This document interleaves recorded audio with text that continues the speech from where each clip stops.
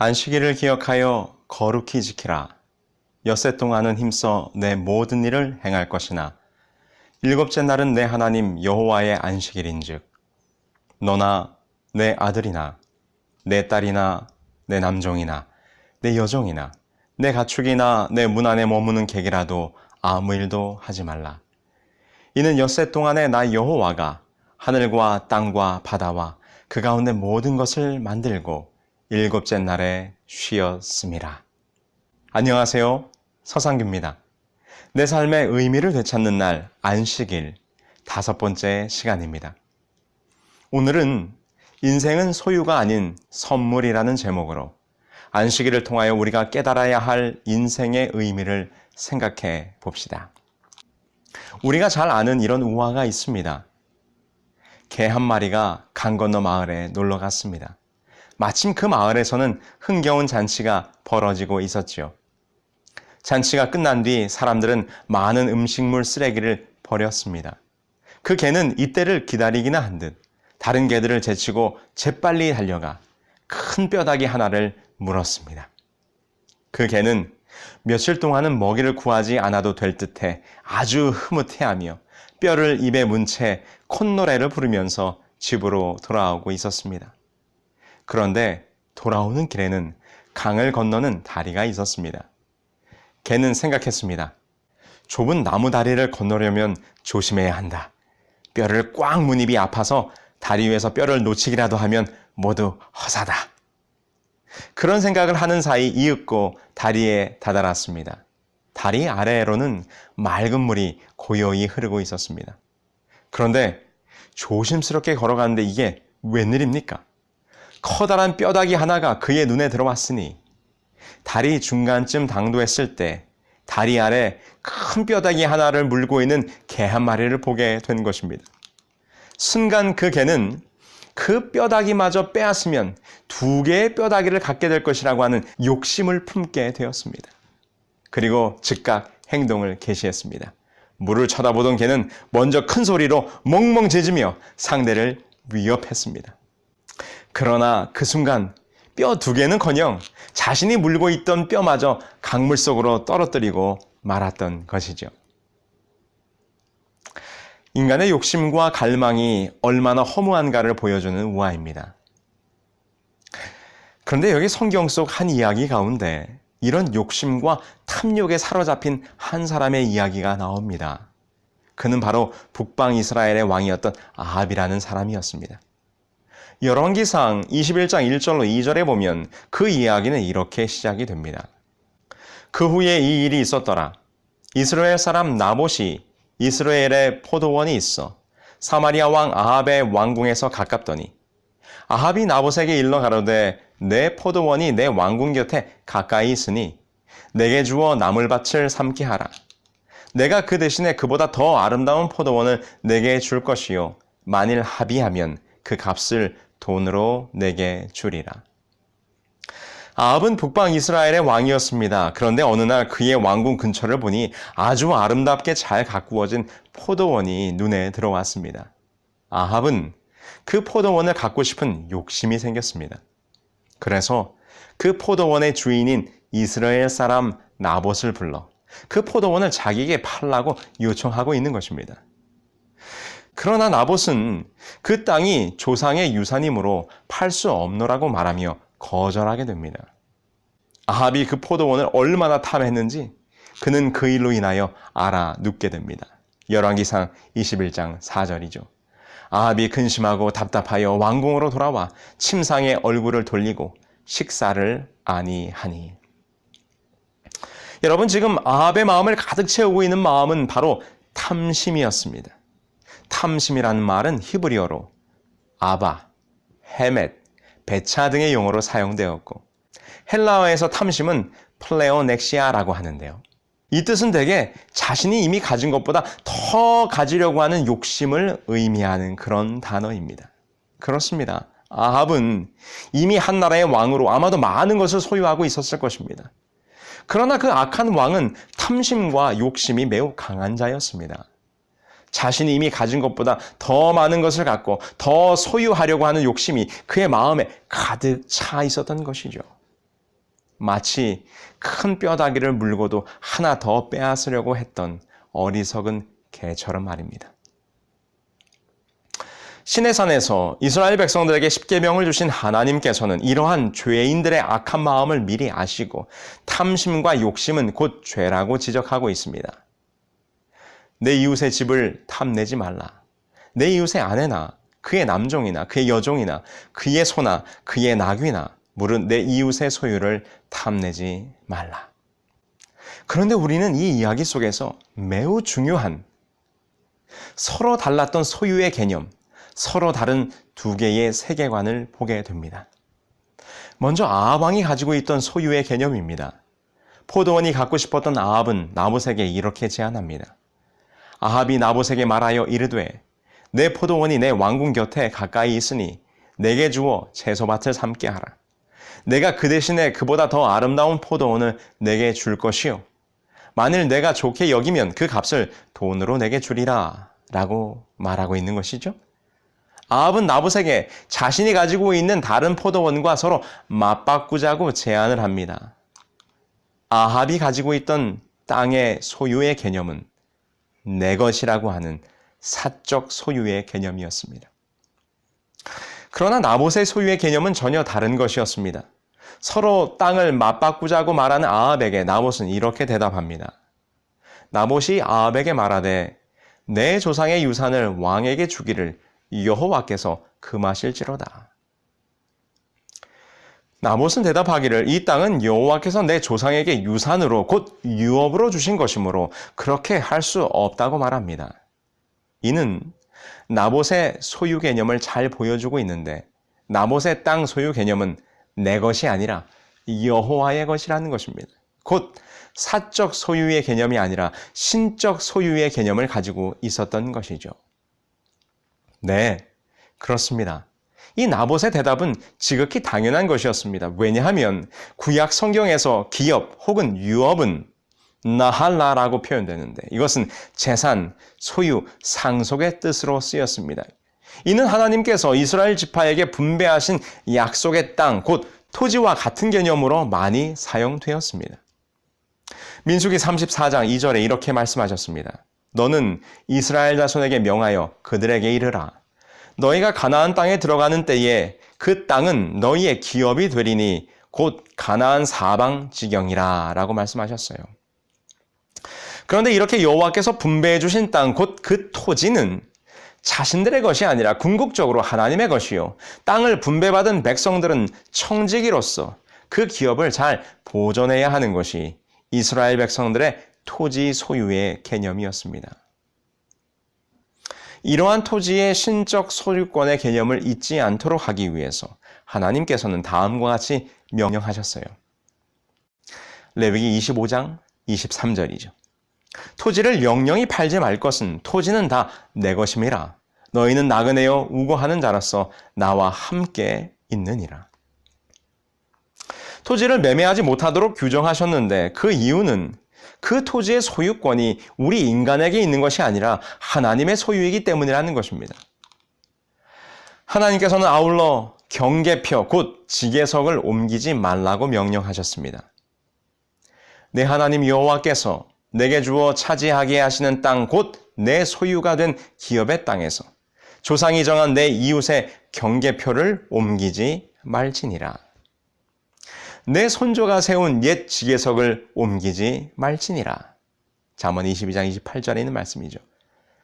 여기 잠언서에서 한 번 더 이렇게 말합니다. 옛 지계석을 옮기지 말며 고아들의 밭을 침범하지 말지어다. 대저 그들의 구속자는 강하시니 그가 너를 대적하여 그들의 원한을 풀어주시리라. 경계표, 곧 지계석은 무엇입니까? 개인의 논과 밭을 구분할 때, 지파 간의 구역을 나눌 때, 국가 간의 경계를 표시할 때 돌기둥을 세웠습니다. 이것을 지계석이라고 합니다.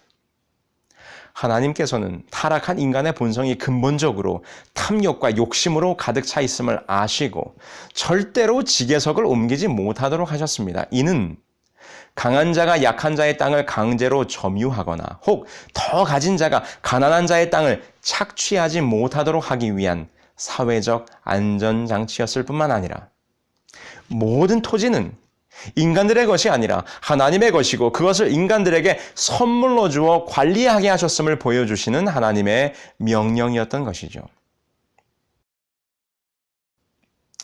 여러분, 어느 날 갑자기 우리 집 바로 현관문 앞에 담벼락이 세워져 그 현관문을 열 수도 없고 창문도 막혀버린다면 얼마나 황당할까요? 그런데 한 건설사가 자신들 땅이라며 이렇게 남의 집 앞에 담벼락을 세우는 기막힌 일이 서울 시내에서 벌어졌습니다. 이런 내용의 방송 보도가 있었는데요. 지금 보시는 화면처럼 도로 옆에 낡은 단독주택이 있습니다. 창문과 현관문이 분명히 있는데 여기 바짝 붙여서 담장이 길게 쳐져 있는 것을 보게 됩니다. 창문은 절반 정도가 완전히 막혔고 현관문으로는 출입 자체가 불가능하게 되었습니다. 이 집에 사는 65살 된 장애인 이모 씨 부부는 하는 수 없이 다른 쪽 화장실 벽면을 뚫어 새 현관을 만들게 되었어요. 이 담벼락은 바로 이 땅의 소유주인 건설사 대표의 지시로 만들어졌습니다. 이 집에 살고 있던 이모 씨 부부는 30년 전에 현재의 이 집으로 이사를 왔습니다. 그런데 문제는 한참 뒤에야 알게 되었어요. 그 땅의 측량이 잘못되어 본인이 살고 있던 집이 다른 사람 소유의 땅을 점유하고 있었던 것이죠. 이를 두고 오랫동안 법정 공방을 벌이던 중 결국 땅 주인의 지시로 이렇게 담벼락을 만들게 된 것이었습니다. 땅 주인과 집주인 사이의 관계와 법적인 문제에 어찌 되었던 간에 오늘날 이러한 일이 일어나는 이유가 무엇이겠습니까? 내 것이라는 것입니다. 내 땅이고 내 소유라는 것이지요. 탐심과 욕심으로 가득 채워진 타락한 세상의 모습을 우리는 보고 있는 것입니다. 다시 나봇의 포도원 이야기로 돌아가 볼까요? 아합은 포도원을 갖지 못하게 되자 알아눕게 됩니다. 이를 본 그의 아내 이세벨이 악한 꾀를 내어 나봇을 모함하고 그가 돌에 맞아 죽도록 만들어버립니다. 그리고 그 땅을 강제로 빼앗게 됩니다. 이 얼마나 악한 모습입니까? 탐욕과 욕심이 큰 죄를 저지르게 된 것이죠. 하나님께서는 미가 선지자를 통하여 타락한 이스라엘의 이러한 형편을 다음과 같이 언급하셨습니다. 미가 2장 1절로 2절입니다. 그들이 침상에서 죄를 꾀하며 악을 꾸미고 날이 밝으면 그 손에 힘이 있으므로 그것을 행하는 자는 화 있을진저 밭들을 탐하여 빼앗고 집들을 탐하여 차지하니 그들이 남자와 그의 집과 사람과 그의 산업을 강탈하도다.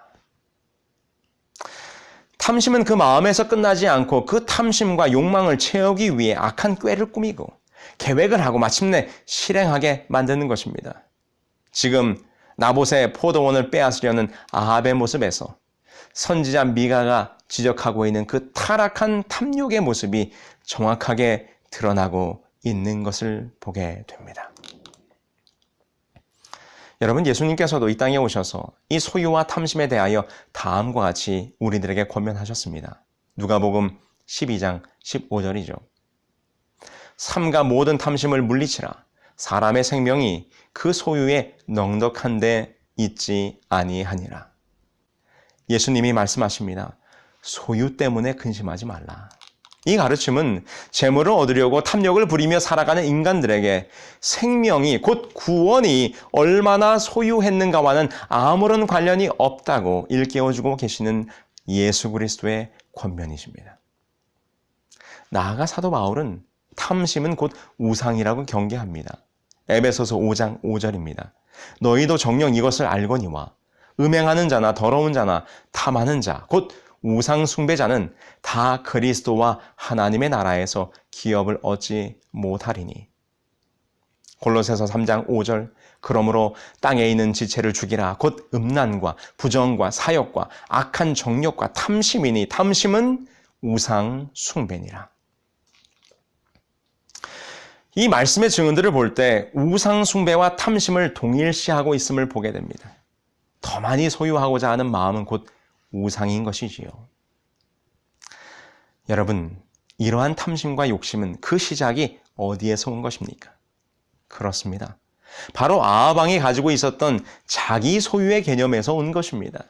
내 것이라고 하는 마음이 더 많은 것을 내 것으로 만들고자 하는 탐욕으로 드러나게 되는 것이죠. 여러분, 정말 여러분들이 가지고 있는 것들이 여러분의 것입니까? 이 질문에 안식일은 다음과 같이 대답을 줍니다. 안식일을 기억하여 거룩히 지키라. 이는 여세 동안에 나 여호와가 하늘과 땅과 바다와 그 가운데 모든 것을 만들고 일곱째 날에 쉬었습니다. 안식일을 지키라고 말씀하신 하나님께서 그 이유를 다음과 같이 설명하셨습니다. 여호와께서 이 세상 모든 것을 창조하셨다는 것입니다. 그러므로 오늘 우리가 안식일을 기억하여 그날을 지킬 때마다 우리는 상기하는 것입니다. 온 세상 천하 만물은 우리 하늘 아버지가 만드신 것이고 이 모든 것은 그분의 것임을 인정하는 의미가 이 안식일의 의미 속에 담겨져 있는 것입니다.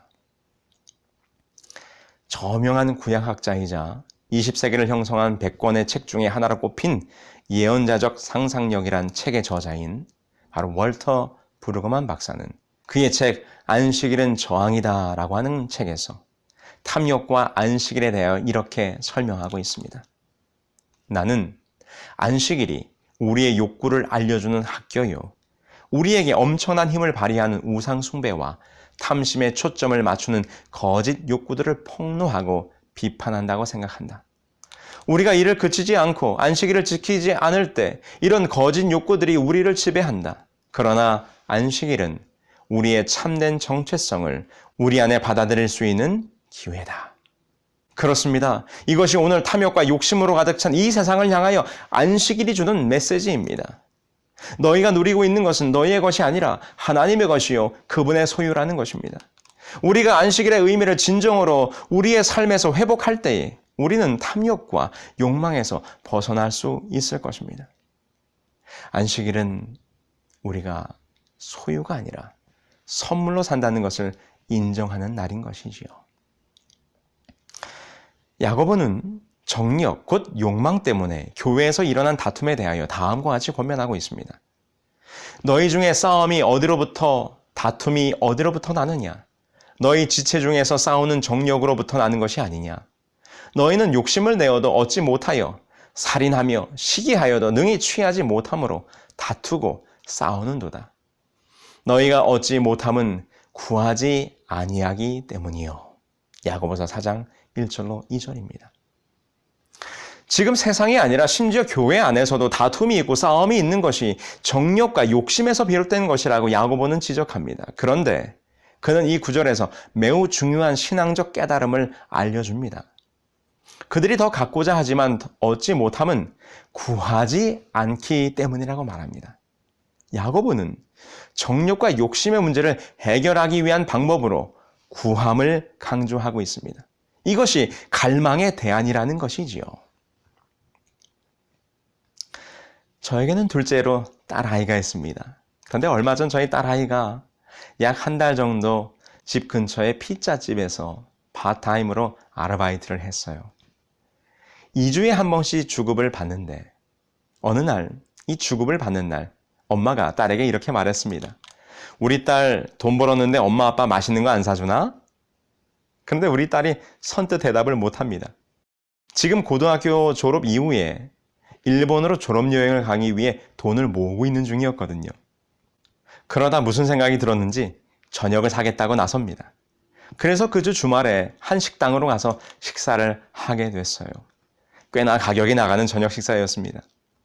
저녁을 얻어먹으면서 엄마 아빠에게 저녁을 사는 딸이 대견하기도 하고 또 한편으로는 자기가 어렵게 번 돈으로 이 비싼 밥을 사니 미안한 마음도 제 마음속에 생겼습니다. 그러나 아주 행복한 저녁 식사를 했습니다. 기념으로 사진도 한 장 찍고. 여러분, 그 밥을 얻어먹고 제가 어떻게 했겠습니까? 매월 초 딸에게 용돈을 줍니다.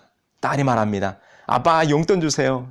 용돈 달라고 하는 딸이 너무도 이쁘고 사랑스럽습니다. 그래서 딸에게 저녁도 맛있게 얻어먹었고 기분도 좋아진 저는 평소보다 두둑히 밥값을 제하고도 더 보너스를 얹어서 딸에게 용돈을 줍니다. 여러분, 이것이 안식일을 주신 우리 아버지 하나님의 마음입니다. 더 가지려고 더 소유하려고 발버둥치며 살아가는 이 세상에서 우리가 안식일을 지키며 우리의 일을 멈추고 우리의 욕심을 내려놓기만 하면 온 세상을 창조하신 우리 아버지께서 더 많은 것으로 우리에게 선물을 주시겠다고 약속하시는 것이죠. 우리는 더 소유하려고 욕심을 부리는 삶이 아니라 그저 구하고 받은 바 하나님이 주신 선물에 감사하며 살면 되는 것입니다.